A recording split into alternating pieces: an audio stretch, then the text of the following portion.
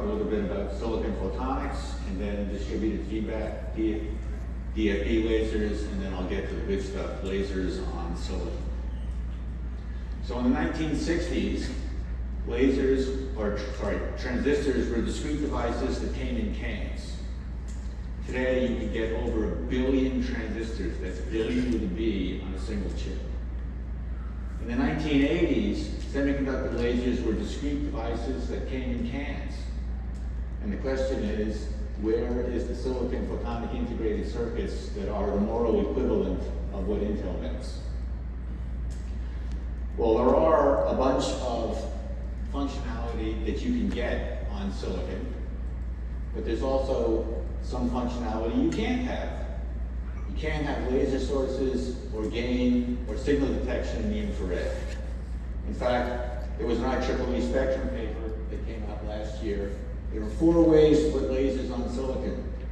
But the subtitle is, you can make many things with silicon photonics, but a laser is not one of them. So here's an example of something that you can make. This is a coarse wavelength division multiplex device. So coarse means that you have 4 wavelengths separated by 20 nanometers apiece. And they called it integrated. This is the company's text. I put the quotes in there because their idea of integration is, you can see there's 4 discrete laser chips. So those 4 lasers are flip chip, optically aligned, and electrically connected. And because there are these 4 different wavelengths, they all came from 4 different wafers. So integrated is quite a stretch to describe that. In fact, in another paper from last year, there was what I call the 4 commandments. So if your goal is to integrate optical sources on a silicon wafer, you have to meet these 4 requirements. It needs to match the temperature range of the silicon electronics. It needs to be low energy consumption, and we'll talk about that some more in a bit. It needs to operate in the infrared to be compatible with existing fiber optic technology. And it needs to be directly integrated into mature CMOS processing. So those are the four commandments. So what's the application for this chip? The application is a data center. So what's a data center? A data center is where the data goes when you click return on your Google search. And here's an example. In Prior Truth, Oklahoma, Google has a data center which is just shy of 1 million square feet. And there's more than 5,000 data centers in the US. The largest is in Nevada. It's over 7 million square feet. And there was a calculation done based on 850 megawatts on site. And that means you can support just under 1 million to over 6 million servers. And the 850 megawatt number is important because that's about as much power as any utility can deliver to a single site. And if you think you're going to run that with gigabit Ethernet cables, you're nuts. That's a non-starter. So what does the topology really look like? So there's your stacks of servers, and starting with the top of rack, TOR, you're going to have optical switches with ever-increasing speed. And the numbers here, these are probably old numbers. The highest speeds are getting close to a terabit per second. So here's the product that uses that chip that I showed before. It's a transmitter based on single mode fiber. There are your 4 wavelengths, add up to 850 gigabits per second. And that's over $5,000 and consumes 18 watts of power. Now that may not seem like much until you realize you're going to have most of 1 million of these devices. So now it becomes a lot of money and a lot of power. Okay, so what are those 4 chips that I showed? Those are distributed feedback lasers. It's a quantum well that's globally grown on a 3,5 substrate, like indium phosphide. And the laser stripe is made as narrow as possible so that you have all the gain in the center of the waveguide. But the optical mode, as is shown here, actually extends beyond the ridge. And the reason that's a good thing is that you can define a grating outside of the ridge, and the optical mode will interact with that. And that allows you to specify a lazy wavelength, even if the gain peak of the semiconductor drifts a bit. But that's also going to be influenced by the cleaved facet and the end coatings, of course. So what are the limitations of this approach? Well, commercial laser diode process can vary by more than 5 nanometers across a wafer. And that doesn't scale because even if you had access to larger wafers, the variability across the wafer is going to get worse. And cleaved cavity mirrors are a violation of one of the 4 commandments that it has to be integrated into a standard process. And of course, you can't integrate multiple wavelengths because the quantum well is globally grown, so multiple wavelengths require multiple wafers. And of course, the real problem is that if you try and grow 3 5s on silicon, you get a lot of dislocations because of the lattice mismatch. And the lattice mismatch resulting in dislocations negatively impacts both performance and lifetime. But there's an exception to that rule, and the exception is nanorods. The thing about nanorods is they're tiny. They're so tiny that when you grow a nanorod, the dislocations relax, and that allows you to grow high-quality material. You can grow a nanorod with exactly the same cross-section as the lasers I showed earlier. You can have exactly the same Fabre-Perot cross-section as a conventional laser. So here's an example from Ray LaPierre's group at McMaster in Canada. Those are under a micron, well under a micron, and we're collaborating on growing these things now. And the technology has been around for years. People have grown LEDs, vertical cavity lasers, and even cleaved edge geometries, but none of them satisfy the 4 commandments. But wait, there's more. One of the really interesting things about nanorods is that the diameter of the nanorod can influence the emission. So in this paper, by changing the nanorod diameter, they were able to change the gain peak by almost a factor of 2. So they made LEDs that ran from blue to red. So you could imagine having the entire CWDM system, all 4 wavelengths, on a single chip now. But there's more that you can do with the diameter. You can use small changes to compensate for the growth variability across an arbitrary size wafer. Okay. All right, so what happens when you try and make a laser out of these things? So imagine you have an isolated nanorod and you push current through it and it's got a quantum well in it. Well, you're just going to see amplified spontaneous emission. With no other structures in there, it's basically going to glow. Now imagine that you change the diameter to be lambda by 2. Well, now you've defined some sort of a weak cavity, and you expect to see some stimulated emission. Okay? Now you have another nanorod, also lambda by 2, but it's separated from the first one, lambda by 2. Well, now you expect to see some sort of constructive interference. Everything is Bragg's based. And now you can continue this ad nauseum, and you should get a laser. Why you should get a laser? Because if you compare the dimensions of this structure to a conventional DFB laser, a DFB laser is on the order of a millimeter. And in that size device, you're going to have more than 500 of these things. So you expect significant cumulative interaction. So what does the process look like?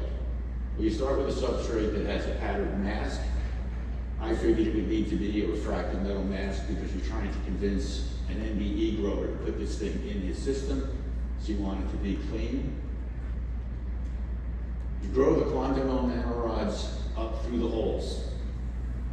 It's amazing, that picture I showed from Ray LaPierre's group. They really do just grow up through the holes. And you have to grow them tall enough to get past the dislocations, and then you grow a high-quality quantum well. And the other amazing thing about nanorods is if you change the growth conditions, you can change from growing a column to growing a shell. So now you have the opportunity to passivate the structure under vacuum.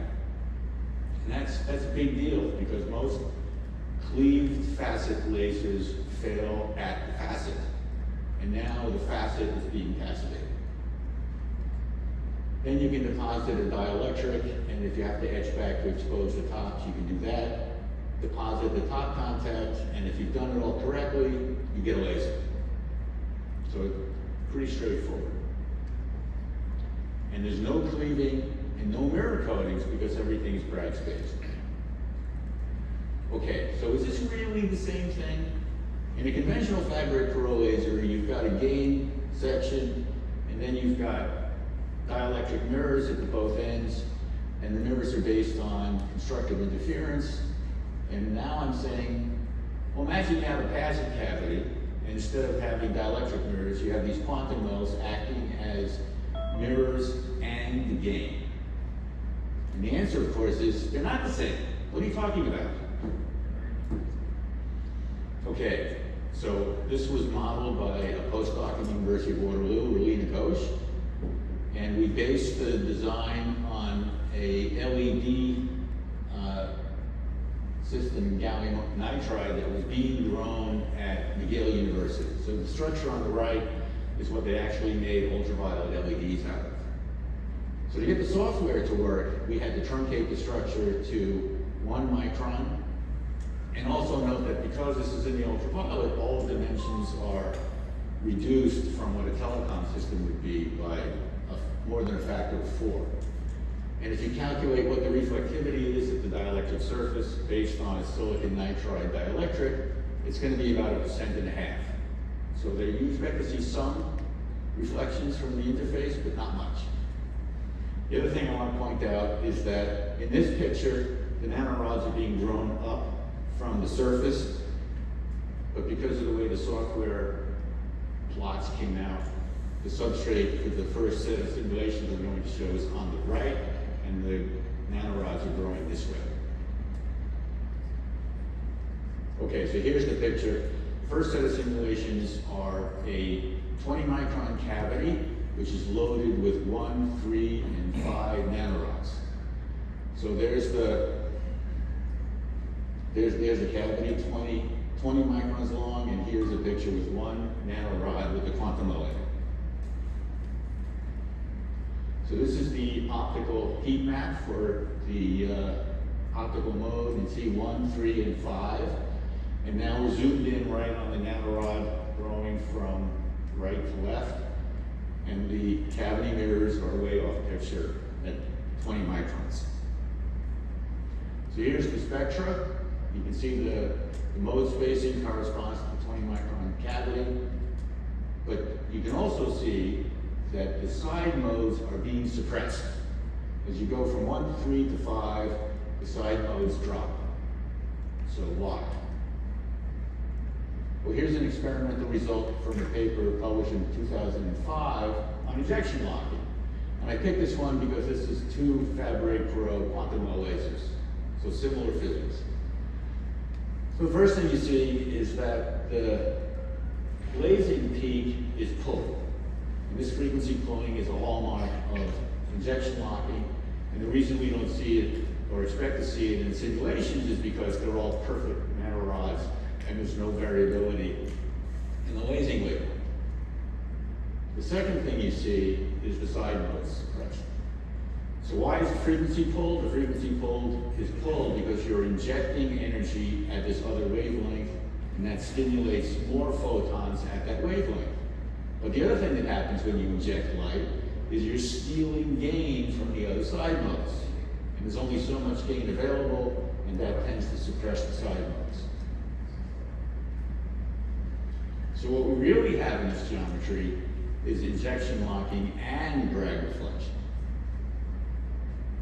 Okay, so now we're back to nanorods growing up from the substrate. And this is the equivalence diagram that I showed earlier. So there's a passive cavity in the middle. There's 3 nanorods acting as the output coupler, and then there's 7 nanorods acting as the back mirror. So why 10 nanorods? 10 nanorods is all we can simulate without the software crashing. So we're simulating these other 500 nanorods by having reflective mirrors on the front and the back.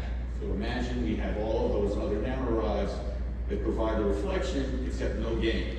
So we're sort of trying to be conservative in our approach.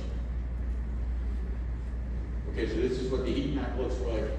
You can see there's a little bit of spreading in the passive cavity, and the beam comes out this side. There's a high reflector on the other side. So it sort of looks like it is, in fact, lasing. Here's the optical spectrum. It's a very narrow, sub-nano nanometer width. It's in the UV about 364 nanometers, which is also what you expect to get. But the side modes are even further suppressed because we went from 5 nanorods to 10. And the threshold current is 15 microamps, which corresponds to about 3 kiloamps per square centimeter. I think that's a pretty good number. You expect it to be low. Why are you pointing to the 364, not the big one? No, this, sorry, 364 is this. Oh. I'm pointing that this is the side lobe. Side mode, sorry. I'll fix it later. Saying confused, see, there's another guy got confused. Good thing you mentioned it. Okay, so the reason you expect the threshold to be pretty low is that because the outer extent of the optical mode in this geometry is propagating in a transparent dielectric compared to the distributed feedback laser where you're dragging the mode through the unpumped semiconductor. In the unpumped semiconductor, it's absorptive and you have to drive it to transparency at a minimum if there's no current flowing through the wings of the optical mode. Okay, so conclusion. I'm claiming that a linear array of Bragg-based quantum nanorods can satisfy those 4 requirements to have a laser on silicon. So the temperature range is defined by the change in lasing with the gradient spacing, and that's just a material parameter. It's low energy consumption because it's very low loss. Everything is transparent except for the little bit of quantum well in the nanorods, and that's pumped electrically. You can make this run at whatever wavelength you choose your material system to be. So we demonstrated this using gallium nitride in the ultraviolet, but if you grow with indium phosphide, you can get to 1550. And it's directly integrable onto a silicon platform because it just grows up through holes in the mask. But there are other reasons to like this approach. You can tune the wavelength using diameter. So that's good for getting multiple wavelengths on the same chip and compensating for growth variations across a wafer. Because a 4-inch wafer may be commercial standard now for 3.5s, but 8-inch silicon is already almost not in use anymore. So you really want to be able to grow on these big silicon wafers. And of course, there's no cleaving and no mirror coatings required to do this. Thank you.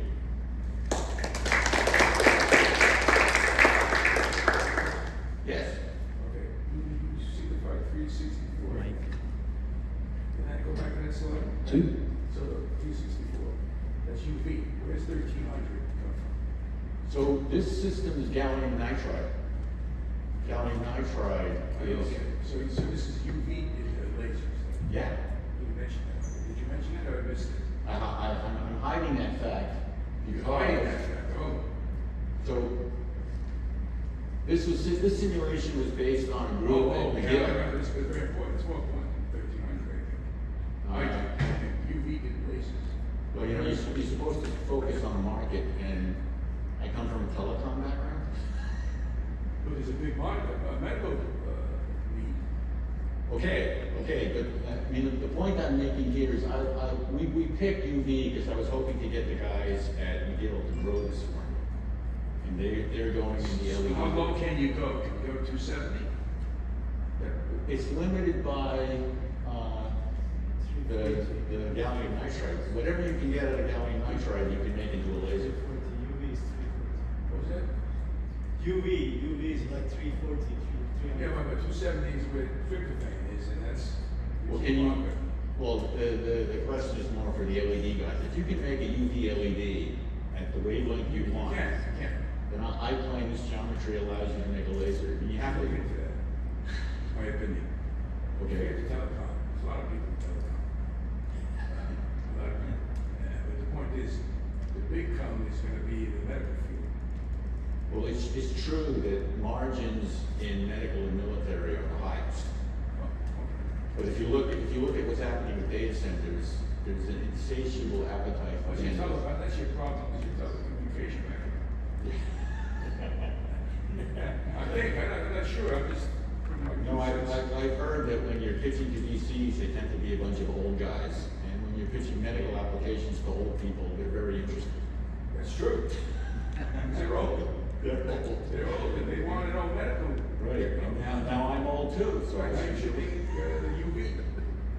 Okay, I'll take that seriously. You see, he's indicating depending the semiconductor you're going to use. Like for silicon nitride, you're using. Yeah, I understand. Question. Yeah, but these are guys interested in telecommunication, because Doug, can you tell us how these devices might be able to be scaled to give you enough power to be used for a data center? That's question one. And question two, can you tell us how the device performs if you wanted to see it operate over the standard window of, a minus 40 to plus 80 as an example? Okay, so, what was the first question was getting to 1.5? The first question was, tell me about the power. So threshold is a micro Yeah, so, amp. right, so the thing to understand is that the simulation was with 10 nanorods. And in a millimeter, you're gonna have over 700. So it should scale almost linearly. So you're right, you gotta get to milliwatts. And I think that scaling, there's no reason why you can't scale this.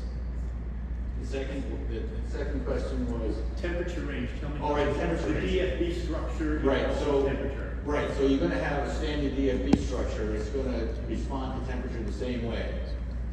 But you can make a photodetector using this geometry by reverse biasing nanorod. So if you have a nanorod laser and a nanorod detector, they're gonna move with temperature in the same direction. And if it's all chip, single chip emitter, single chip detector, they're gonna move in the same direction. So the claim is it should be at least as good as anything that's out there now, if not better. Anybody else? I have ignorant questions here. First of all, why even bother to put the passive medium in there? So you want to have integration as high as you can get, and the reasons are cost, energy consumption, and even size. The drive to integration is what's behind a lot of it.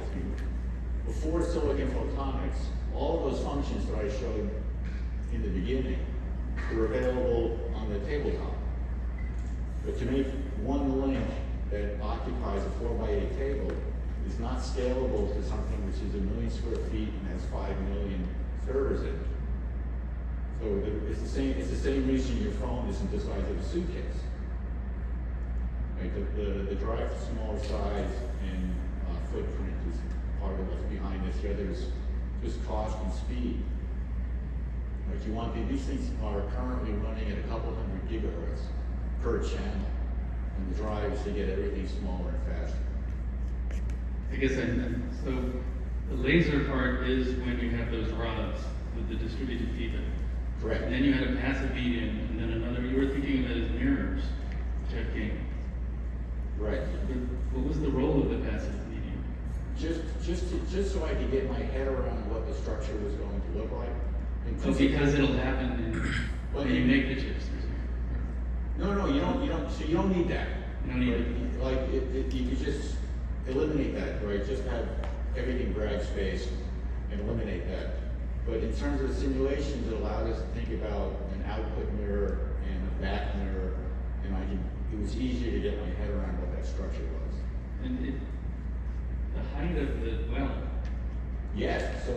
well, is not only is it critical in terms of it has to be tall enough that the dislocations relax, it also has to be tall enough that you can couple this thing to waveguides on chip.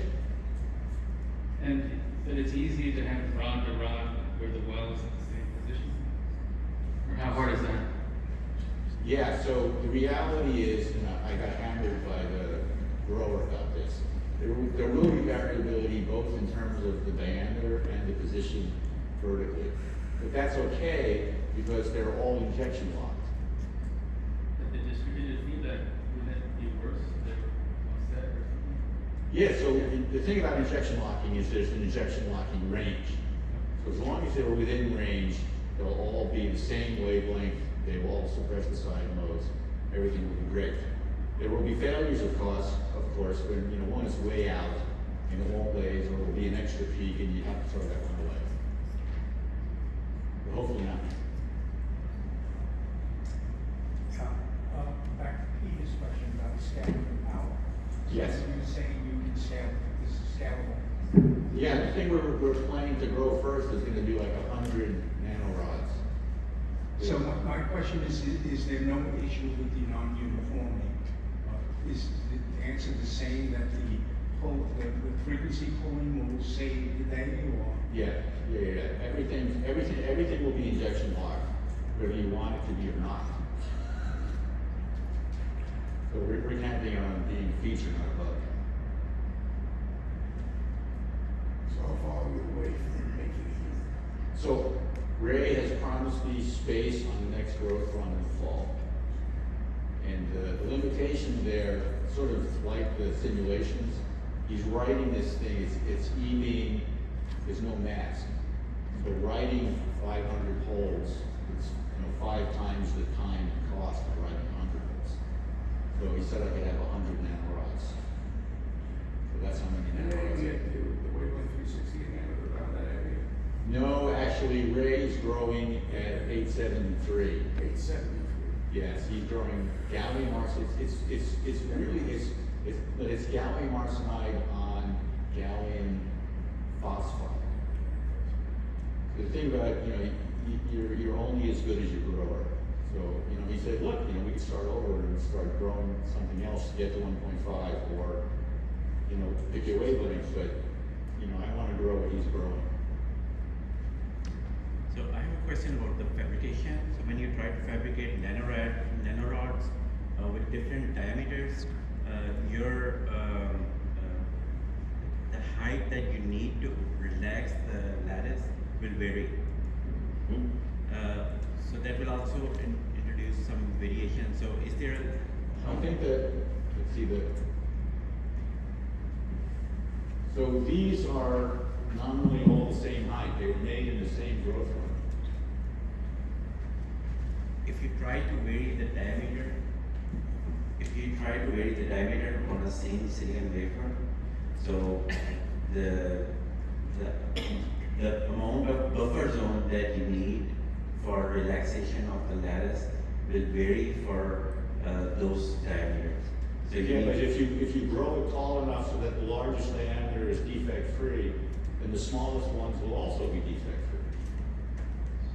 So what is usually, I think this range used to be around 1 micron meter. So you need to be really tall. So the aspect ratio is really high. But While that's true, look at the aspect ratio. I mean, it's pretty impressive. Not only is the aspect ratio very impressive, but the growth rates are very high. I thought the growers were going to balk at having to grow something 2 microns high. it's awesome. Coming from silicon background. The second question is there a minimum pitch that you need to consider? How apart they are? It looks like it's less than 500 nanometer in this case. Well, I don't know what this growth run was, aimed at, but we've discussed what the minimum spacing is, and for the run we're planning in the fall, they're actually going to be spaced by 3 lambda over 2, so I don't violate any growth rules that he had. Okay. But the broad spacing is